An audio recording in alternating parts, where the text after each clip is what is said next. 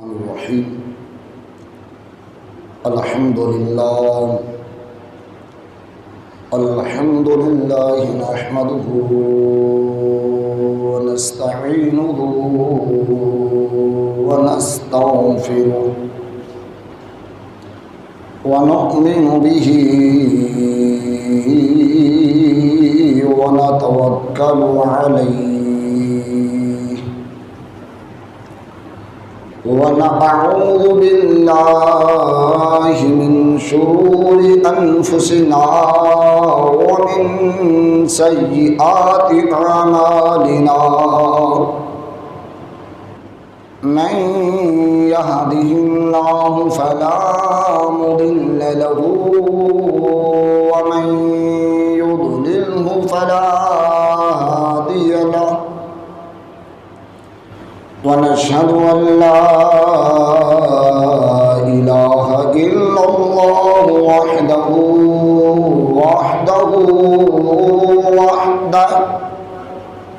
لا شريك له لا مثل له ولا مماثل له ونشهد أن سيدنا وسندنا وحبيبنا وحبيب طبيبنا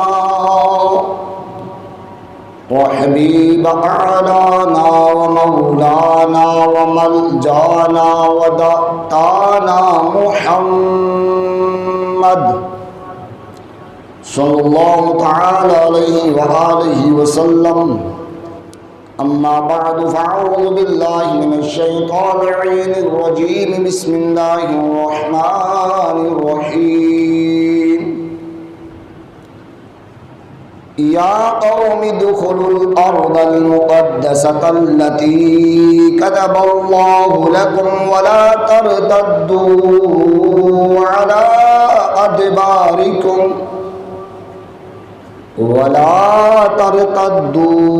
على أدباركم فتنقلبوا خاسرين آمنت بالله صدق الله مولانا العظيم فقد قال الله تبارك وتعالى في مقام الآخر إن الله ملائكته يصلون على النبي يا أيها الذين آمنوا صلوا عليه وسلموا تسليما الصلاة والسلام عليك يا سيدي يا رسول الله وعلى آلك وأصحابك يا سيدي يا حبيب الله الصلاة والسلام عليك يا سيدي يا رحمة للعالمين وعلى آلك وأصحابك يا سيدي يا خاتم النبيين مولاي صل وسلم دائما أبدا على حبيبك خير الخلق كلهم هو الحبيب الذي ترجى شفاعته لكل حول من الأحوال مقتحم مولاي صل وسلم دائما أبدا على حبيبك خير الخلق كلهم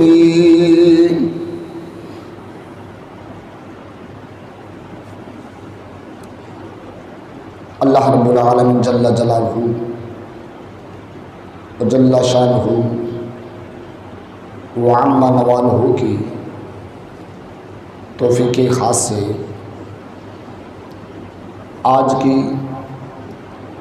گفتگو کے لیے قرآن مجید فرقان حمید کے چند کلمات طیبات کو تلاوت کیا۔ دعا ہے اللہ رب العالمین جل وعلا میری زبان پہ کلمہ حق جاری فرمائے، مجھے اور آپ کو سننے سنانے کے بعد رب لم یزل عمل کی توفیق عطا فرمائے۔ برادران اسلام، ماہ رمضان المبارک کے مقدس گھڑیوں کے اندر، مقدس لمحات کے اندر سرزمین فلسطین کے اس حصے کو دنیا کی دہشت گرد تنظیم، عالمی دہشت گرد کنٹری کی جانب سے جو ظلم کی تاریخ رقم کی گئی وہ کسی سے پوشیدہ نہیں ہے۔ رمضان المقدس کے ان لمحات سے لے کر آج کے ان لمحات تک وقتاً فوقتاً فلسطینی مسلمانوں کو دہشت گردی کا نشانہ بنایا جا رہا ہے، اور اقوام متحدہ اور دیگر موم بتی مافیا جن کو انسانی حقوق کی بڑی یاد آتی، جو انسانی حقوق پہ بڑی باتیں کرتے، لیکن افسوس صد افسوس آج ان کو بھی سانپ سونگھ چکا، اقوام متحدہ کو بھی بھنگ پی کے سو گئے کہ ان کو اسرائیل کی وہ دہشت گردی نظر نہیں آ رہی جو سرزمین فلسطین کے اوپر کی جا رہی ہے۔ عالمی دہشت گرد امریکہ، فرانس ان کو سپورٹ دہشت گردی میں کر رہا ہے، لیکن دنیا کے اندر 56-57 اسلامی کنٹریز کے ہوتے ہوئے کسی ایک جانب سے بھی ان کا ہمدردی کا قدم نہیں اٹھا۔ محض اپنے گھروں میں بیٹھ کر اظہار یکجہتی کیا گیا، بیان بہت اچھے دے دیے گئے اور کہا بس اس حد تک ہی ہماری ذمہ داری ہے۔ دیکھنا یہ ہے کہ جو جگہ ہے جس کو بیت المقدس، مسجد اقصی، بیت المقدس کے نام سے یاد کیا جاتا ہے، آیا وہ اسلام کے اندر مقدس بھی ہے کہ نہیں، اور مسلمان کب زوال کا شکار ہوتے ہیں؟ برادران اسلام، مسجد اقصی روئے زمین کی وہ مسجد ہے کہ جو روئے زمین پہ دوسری تعمیر ہوئی۔ جب سے زمین پہ انسانیت کا وجود ہے اس وقت ایک مسجد بنی زمین پہ، دوسری مسجد جو زمین پہ تعمیر کی گئی اس کا نام مسجد اقصی ہے۔ پہلی مسجد جو تعمیر ہوئی اس کو بیت اللہ کے نام سے، مسجد حرام کے نام سے یاد کیا جاتا ہے، جس کو اللہ رب العالمین جل وعلا نے پہلے فرشتوں سے تعمیر کرایا، پھر جناب سیدنا آدم صفیہ اللہ علی نبینا علیہ الصلاۃ والسلام جب زمین پر تشریف لائے آپ نے تعمیر کیا۔ اس کے بعد بیت اللہ کے بعد کوئی مسجد تعمیر نہیں ہوئی، اس کے بعد جو روئے زمین پہ عبادت کے لیے تعمیر کی گئی اس کو مسجد اقصی بولتی ہے۔ مسجد اقصی وہ مقدس جگہ ہے جس کے بارے میں امام بخاری رحمۃ اللہ تعالی علیہ نے حدیث کو نقل کیا ہے کہ میرے مصطفیٰ کریم رؤوف الرحیم صلی اللہ تعالی علیہ وآلہ وصحبہ وسلم نے 3 مساجد کی طرف سفر کو پسند فرمایا۔ ایک مسجد حرام جس کو بیت اللہ بولتے ہیں، ادھر کے سفر کو حضور نے پسند فرمایا۔ دوسرے مسجد نبوی شریف، اس طرف سفر کرنے کو حضور نے پسند فرمایا، اور تیسرے مسجد اقصی۔ کہ مسجد اقصی کی جانب سفر کرنے کو میرے مصطفیٰ کریم صلی اللہ علیہ وسلم نے پسند فرمایا۔ مسجد اقصی وہ مقدس مقام ہے۔ صاحب ابن ماجہ ساستہ کی کتاب ہے، آپ نے بھی اس کو نقل کیا ہے کہ میرے مصطفیٰ کریم رؤوف رحیم صلی اللہ علیہ وسلم کا فرمان کا خلاصہ ہے کہ جو شخص بیت اللہ یعنی مسجد حرام میں نماز ادا کرے، اللہ اس کو 1,00,000 نماز کا ثواب عطا فرماتا ہے۔ جو شخص مسجد نبوی شریف کے اندر نماز ادا کرے، اس کو 50,000 نمازوں کا ثواب ملتا ہے۔ صاحب ابن ماجہ نے یہ بھی نقل کیا وہاں پہ ساتھ، اور جو شخص مسجد اقصی میں ایک نماز ادا کرے، اللہ اس کو 50,000 نماز پڑھنے کا ثواب عطا فرماتے ہیں۔ وہ اتنی مقدس جگہ ہے جہاں پر ایک نماز پڑھی جائے 50,000 نماز پڑھنے کا ثواب ہے۔ اور دوسرا مسجد اقصی وہ مقدس جگہ ہے جس کے بارے میں صاحب المستدرک الحاکم کے اندر نقل کیا ہے امام حاکم نے، جس کا خلاصہ یہ کہ حضور علیہ الصلوۃ والسلام جب تم مسجد اقصی کی جب سفر کرو تو اس کی خدمت کو کچھ نہ ملے تو چراغ کے لیے تیل ہی ڈال، یعنی جس کی خدمت کا اتنا حکم ہے اور اس کی فضیلت ہے، حضور نے تعلیم دی ہے کہ اس جانب جاؤ تو اس کی حفاظت کی جائے۔ اور پھر مسجد اقصی وہ مقدس جگہ ہے جو کہ دیگر مذاہب کے لیے بھی مقدس ہے، ان کا بھی وہ تعظیم کی جگہ ہے، لیکن تعظیم اس شخص کے لیے ہوتی ہے جس شخص کا کسی نبی علیہ الصلوۃ والسلام کی تعلیمات کے ساتھ واسطہ ہو۔ دہشت گرد جو ہوتا ہے وہ کسی بھی نبی کی پیروی کرنے والا نہیں ہوتا، کیونکہ کسی بھی مذہب کے اندر دہشت گردی کی اجازت نہیں ہے۔ جناب سیدنا آدم صفیہ اللہ علیہ نبی علیہ الصلوۃ والسلام سے لے کر جب آخر زمان پیغمبر نبی محمد مصطفیٰ صلی اللہ علیہ وسلم ذات تک کسی بھی نبی رسول کی شریعت کے اندر آپ کے حکامات میں دہشت گردی کی اجازت ہے۔ اسرائیل جو دہشت گردی کر رہا ہے، امریکہ جو دہشت گردی پہ اتر فلسطین کے اندر، ان کا کسی بھی مذاہب سے تعلق واسطہ نہ ہے۔ یہ بات درست ہے کہ یہودی احکامات الہیہ ترک کرنے کی وجہ سے دہشت گرد بنے، لیکن جب دہشت گرد بن گئے اور احکامات الہی کو ترک کر دیا تو مذہب تو کوئی نہ رہا۔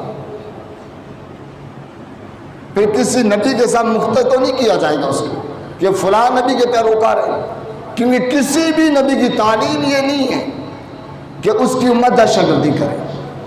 یہ خالصتاً دہشت گردی کا اقدام ہے، اور دہشت گردی کرنے والا کسی بھی مذہب کا پیروکار نہیں ہوتا۔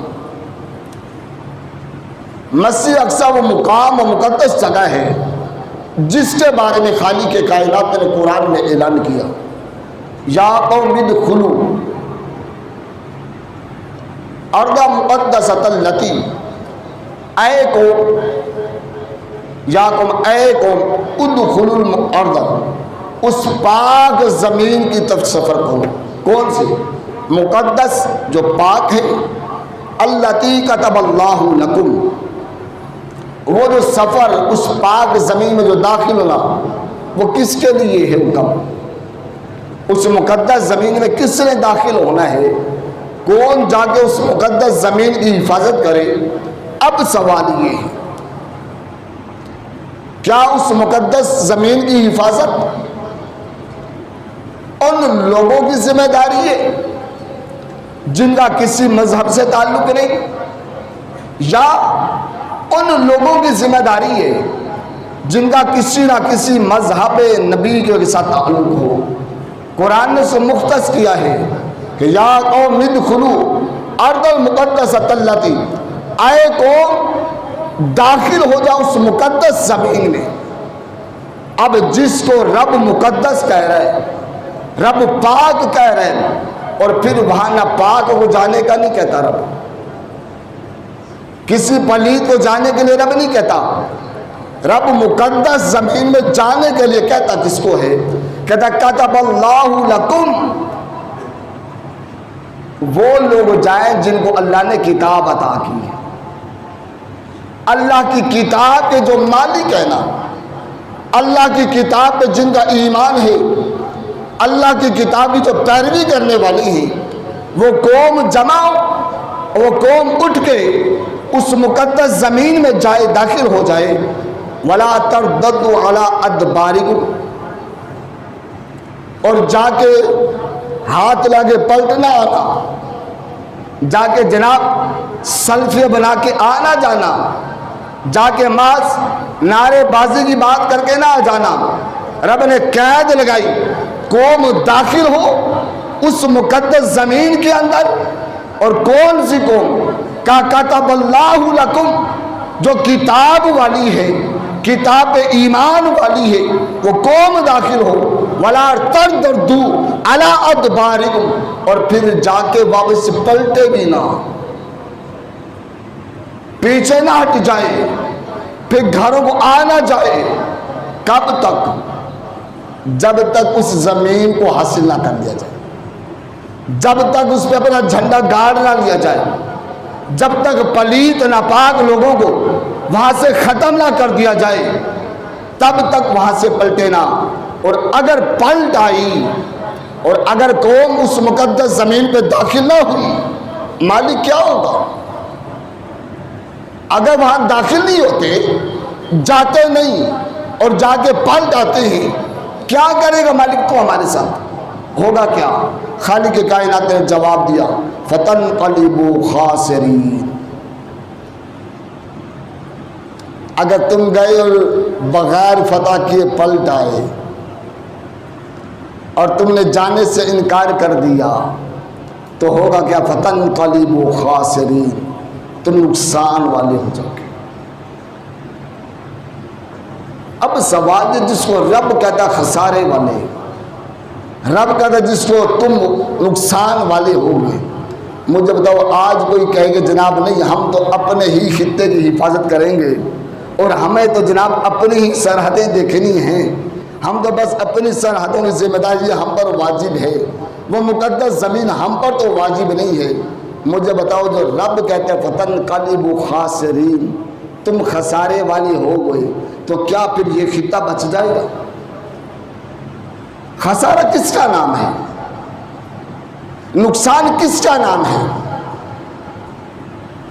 یہی چیزیں سوچ کے جب قوم بیٹھی تھی کہ بس میری ہی کنٹری ہے، میں اپنی ہی سرحدوں کا ذمہ دار ہوں، میں اپنی ہی رایا کو دیکھوں گا۔ ہم نے حال نہیں دیکھا اپنی زندگی میں، کبھی جناب والا عراق میں کیا حال بنایا گیا، کبھی شام میں کیا حال بنایا گیا، کبھی کشمیر میں کیا حال بنایا گیا، کبھی عراق میں کیا حال بنایا گیا۔ آخر کیوں؟ جب ہم نے اپنا اپنا کیا اور ہم ایک قوم نہ بنے۔ قرآن نے تو ایک قوم کا ذکر کیا میرے بھائی، قرآن نے تمہیں کنٹریز کا ذکر نہیں کیا۔ یا قوم، اے قوم، قرآن مسلم کو ایک قوم بتاتا ہے، وہ ایک قوم ہے قرآن کہتا ہے۔ اور جب یہ قوم داخل نہ ہو مقدس جگہ پر اور پاک زمین کو حاصل نہ کرے اور ادھر سے پلٹ آئے، قرآن کے فَتَنْقَلِبُوا خَاسِرِينَ، پھر وہ وقت نہیں ہے دور، رب کی جانب سے خسارہ تمہارا مقدر بن جائے گا، رب کی جانب سے وہ نقصان کے تم حقدار بن جاؤ گے، گھاٹے کے تم ذمہ دار بن جاؤ گے۔ اور وہ مقدس جگہ جس کے لیے رب قرآن میں اعلان کر کے کہے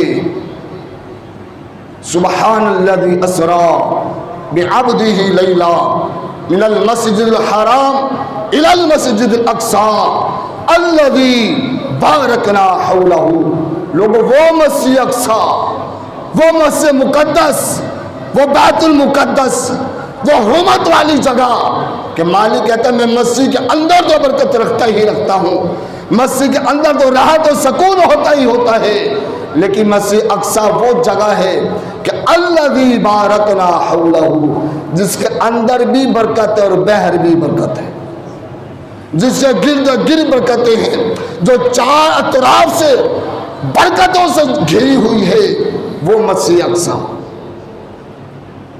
آج قوم اپنے اپنی بن گئی کہ نہیں میری ذمہ داری نہیں ہے، اور عجیب صورتحال بنا کے قوم کا حکمران جھانسا دینے پہ اتر آئے کہ جناب ہم نے اظہار یکجہتی کر دیا، ہم اسمبلی میں بول چکے۔ میں کہا بابا اسمبلی میں بولنے سے قرآن پہ عمل نہیں ہوتا، قرآن پہ عمل تب ہوتا ہے کہ پاکستان کی آرمی کو حکم دیا جائے کہ تم اٹھو اور فلسطین کے مسلمانوں کی مدد کے لیے نکل جاؤ۔ اب قرآن اس چیز کا تقاضا کرتا ہے ہم سے۔ اور پھر سوچنے کی بات یہ بھی ہے، آخر نماز پڑھتے ہوئے نماز تراویح کے دوران دہشت گردی ہوئی کیوں؟ ان کو مسجد میں نہ پڑھنے سے روکا کیوں دیا جا رہا ہے؟ کبھی مسلمانوں اس پہ بھی غور کیا؟ آج یہ بات بڑی آسانی سے کر دی جاتی ہے کہ جناب سیاست کی بات نہ ہو۔ میرے مصطفیٰ کریم صلی اللہ علیہ وسلم نے ارشاد فرمایا کہ بنی اسرائیل کے انبیاء جو تھے وہ خود ہی سیاست کرتے تھے، لیکن وہ سیاست جھوٹ پر مبنی نہیں ہوتی تھی، وہ سیاست شریعت پر مبنی ہوتی تھی۔ اور اٹھائیں امام حاکم جی المستدرک الحاکم، اس کے اندر یہ حدیث پاک موجود ہے جس کا خلاصہ میں لینے لگا۔ میرے مصطفیٰ کریم صلی اللہ علیہ وسلم نے ارشاد فرمایا اسلام کے بہت سے کڑے ہیں، جب اسلام کے کڑے ٹوٹنا شروع ہو جائیں گے رسوائی تمہارا مقدر بن جائے گی۔ صحابہ نے پوچھا یا رسول اللہ صلی اللہ علیہ وسلم کڑے کیا ہیں اور حفاظت کیسے ہوگی؟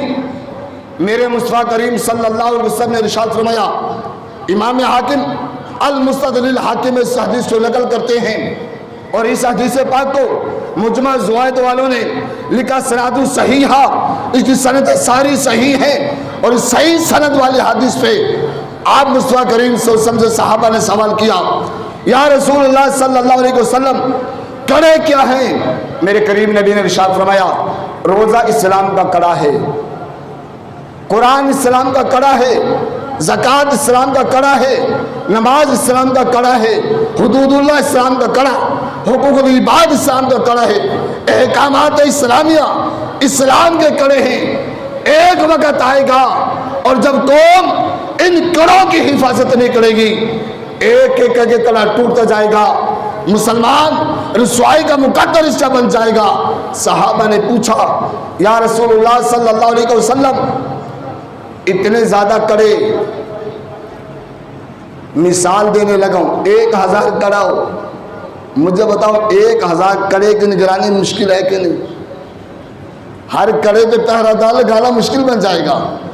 اور وہ غیب دان نبی، وہ غیب کی خبریں رکھنے والا نبی، اللہ نے جس کا غیب کا تاج جس کو پہنا کے بھیجا وہ غیب دان نبی صلی اللہ علیہ وسلم۔ آپ ارشاد فرماتے ہیں میرے غلاموں تم اسلام کے ہر کڑے کے چھوڑ کے ایک کڑے کو مضبوطی سے تھام لینا، اس کے محافظ بن جانا، اس کے پہرے دار بن جانا، اس اسلام کے کڑے کو نہ ٹوٹنے دینا، تو پھر اسلام کا کوئی کڑا نہیں ٹوٹے گا۔ وہ کڑا کون سا؟ میرے مصطفیٰ کریم صلی اللہ علیہ وسلم نے ارشاد فرمایا وہ کڑا اسلام کا کون سا جس کڑے کی تم نے حفاظت کرنی ہے؟ الحکم، فرمایا وہ حکومت کا کڑا، وہ نظام مصطفیٰ کا کڑا، وہ میرے مصطفیٰ کریم سے وہ نظام کا کڑا ہے، اس نظام کے کڑے کو تھام لینا۔ اگر وہ کڑا تم نے ہاتھ سے چھوڑ دیا اور غیر اسلامی نظام آ گیا، پھر الآخر للصلاۃ، آخری کڑا اسلام کا کیا ٹوٹے گا؟ میرے نبی نے فرمایا وہ نماز کا کڑا ٹوٹے گا۔ جب تم پہلا کڑا ٹوٹنے دے دو گے، جب پہلا کڑا تم سے چلا جائے گا پہلا کڑا غیروں کے پاس ہوگا۔ میرے نبی علیہ السلام نے فرمایا، میرے غیب دان نبی نے غیب کی خبر دیتے ہوئے آگاہ کیا، سن لو میرے غلاموں، جب پہلا کڑا ٹوٹے گا تو تم دیکھو گے کہ آخری کڑے میں تمہیں کھڑا نہیں ہونے دیا جائے گا۔ آپ فلسطین کی تاریخ کا مطالعہ کر کے دیکھ لیں، خلافت عثمانیہ کہ جناب والا جب خلیفہ عبدالحمید تھے 1907 تک، جب تک اسے خلافت یا حکومت نظام مصطفیٰ پر قائم تھی، کڑا مضبوط تھا۔ جب 1907 میں آپ کا وصال ہوا اور آپ کے بیٹے نے اس کڑے کا معاہدہ کیا اور اس کڑے سے بغاوت کی، 1910 کے اندر یہ معاملات چلے، آہستہ آہستہ یورپین نے ایک ہی کام کیا کہ اب کڑا ٹوٹنا شروع ہو گیا، اب مسلمان رسوائی کی طرف جانے لگے، اب حکومت ہمارا مقدر بننے لگی ہے۔ جب سے یہ وقت آیا پھر دیکھا کہ اب آخری کڑا ایک تھا، وہ نماز، الآخر للصلاۃ۔ میرے نبی علیہ السلام نے خیر کی خبر دی، جب پہلا کڑا ٹوٹے گا الآخر للصلاۃ، آخری کڑا نماز کا ٹوٹے گا۔ فلسطین کا مقام تھا، مسجد اقصی کی مقدس جگہ تھی، جہاں ایک نماز پڑھو 50,000 نماز کا ثواب تھا۔ نماز تراویح ہو رہی تھی، لوگ اعتکاف میں مالک حقیقت کو راضی کرنے بیٹھے ہوئے تھے۔ جب پہلا کڑا ٹوٹا تھا، آخر 27 رمضان کو آخری بھی ٹوٹتا نظر آیا۔ تمہیں نماز پڑھنے میں پابندیاں لگاتی نظر آئی، نماز پڑھتے ہوئے پہ گولیاں چلتی نظر آئی، چھوٹی چھوٹی بچوں کو دہشت گردی کا نشان بناتا نظر آیا۔ سبب کیا تھا؟ آج پاکستان میں بھی یہ حالات پیدا کرنے کی کوشش کی جا رہی ہے کہ جناب حکومت غیر اسلامی ہونی چاہیے، انسانیت کی بات ہونی چاہیے۔ میں یہ حق رکھتا ہوں پوچھنے کا کہ جناب اب انسانیت کا موم بتی مافیا کہاں ہے؟ اب حکومت بھانگ پی کے کیوں سو چکی ہے؟ اب دہشت گردی اس حد تک پہنچ چکی، اگر کوئی مسلمان فیس بک ٹویٹر کے اوپر احتجاج ریکارڈ کرنا چاہے، جناب وہ فلسطین کے مظلوم مسلمانوں کی تصویر لگا دے، اس کا اکاؤنٹ بلاک کر دیا جاتا ہے۔ آخر کیوں؟ یہ دہشت گردی نہیں تو اور کیا ہے؟ فقط احتجاج کر لینے سے حکومت کیا جانتی ہے کہ جناب ہم نے حق ادا کر لیا؟ یہ حق ادا نہیں ہوگا۔ ہم ایک قوم ہے مسلمان، اور ایک قوم تب بنے گی جب اسلامی ساری کنٹریاں ایک اعلان کر دیں کہ جب کسی نے کسی مسلمان کی طرف انگلی اٹھائی ہم اس کا ہاتھ کاٹ کے رکھ دیں گے۔ ہم کسی کی انگلی اٹھی کو برداشت نہیں کریں گے۔ پاکستان اعلان کرے اپنے ایک قوت دیے پاکستان کو، یہ ایٹمی قوت ہے، اس ایٹم کی وجہ سے دیگر قومیں خوف زدہ ہیں کہ پاکستان کی طرف نظریں کیسے اٹھائیں۔ پاکستان ان کو خبردار کرے کہ ہم نے یہ ایٹم فقط اپنے لیے نہیں رکھا، جہاں پہ مسلمان کو تکلیف دی جائے گی ہم ایٹم اسی کے سینے پہ چلائیں گے، تب مسلمانوں کی حفاظت ممکن ہے، تب پاکستان کی سرحد بچ سکتی ہے۔ اور اگر نہ کیا تو ایک ایک کر کے تو سب کو مار دیا جائے گا۔ برادران اسلام، وہ مقدس جگہ بچانے کا ایک ہی حل ہے کہ حکومت وقت جہاد کا اعلان کرے، سب فقط جہاد کا اعلان کرے۔ اور آخر خوف کیا ہے؟ ڈر کس بات کا ہے؟ اور عجیب پالیسی ہے کہ جناب ہم احتجاج کر رہی ہیں۔ میں آپ سے ایک سوال رکھنا چاہتا ہوں، مجھے بتائیں کیا حکومت کا کام احتجاج کرنا ہوتا ہے؟ حکومت کا کام احتجاج نہیں ہوتا، احتجاج تو رعایا کا کام ہوتا ہے۔ بابا آئین ہی پڑھ لیتے، اور اگر آئین تمہیں نہیں آتا تو جان ہی چھوڑ دو ہماری۔ حکومت کا کام عمل کرنا ہوتا ہے، قدم اٹھانا ہوتا ہے، احتجاج کرنا حکومت کے کام نہیں ہوتے، یہ تو رعایا کا کمزور کا کام ہے۔ آپ صاحب اقتدار ہو، طاقتور ہو، آپ پاک آرمی کو بھیجو، اور ہم واضح طور پہ قوم پاکستان آپ کے ساتھ کھڑی ہے، یہ عوام پاکستان واضح کہتی ہے کہ پاک آرمی قدم اٹھائے ہم تمہارے ساتھ ہیں۔ آپ ایک بار آرے کر کے تو دیکھو، اجازت دے کے تو دیکھو، یہ ماں کے نوجوان لال فلسطین میں کودتے کیسے؟ یہ اسرائیل کو ناگو چنے چباتے کیسے؟ اور پھر اتنی چھوٹا سا حصہ یار، جن کی 60-70 لاکھ آبادی ہے، 1.5 ارب سے زائد مسلمان، اس جانب جہاں ایک ایک لوٹا بھائی تو اس میں ڈوب جائے گا، آبادی کتنی ہوگی؟ پھر پتہ نہیں کیوں خوف زدہ ہے۔ ڈر کس بات کا ہے؟ برادران اسلام، میں مانتا ہوں کہ جناب دعا بھی ہتھیار ہے مسلمان کا، لیکن دعا کس کا ہتھیار ہے؟ دعا اس مومن کا ہتھیار جو انتہائی کمزور ہو گیا۔ ہم جو کمزور لوگ ہیں نا، ان کا ہتھیار کیا ہے؟ دعا۔ لیکن افسوس کے ساتھ کہنا پڑے گا کہ ہم فیس بک کے مجاہد ہیں، ہم ٹویٹر کے مجاہد ہیں، واٹس ایپ کے مجاہد ہیں، لیکن حقیقی جہاد ہمارے اندر بھی نہیں ہے۔ اگر ہمیں فلسطینی مسلمانوں سے ہمدردی ہوتی تو رات کی تاریکی میں کبھی اٹھ کے مسلح بچھا کے رب کی بارگاہ میں آنسو بہا لیتے نا، مالک میرے بھائی کے ساتھ ظلم ہو رہا ہے، آج میری ماں کی عزت لٹ رہی ہے، آج میری بہن کو بے گناہ کاٹا جا رہا ہے، مالک میں کمزور ہوں تو طاقتور ہوں، آج کسی فرشتے کو اس کی مدد کے لیے بھیج دے۔ کیا ہم نے یہ قدم اٹھایا؟ ہم جو محبت کا اظہار کرتے ہیں، کیا ہم فلسطینیوں سے بڑا پیار کرتے ہیں؟ کیا ہم نے فلسطینیوں کے لیے اخلاص کے ساتھ ایک دفعہ بھی دعا مانگی ہے؟ رسمن دعا، 4 بندے بیٹھ کے تبصرہ کر لینا فلسطین آزاد ہو جائے گا؟ مسجد اقصی دہشت گردوں سے آزاد ہو جائے گی کیا؟ نہیں، ہمارے تبصروں سے آزاد نہیں ہوگی۔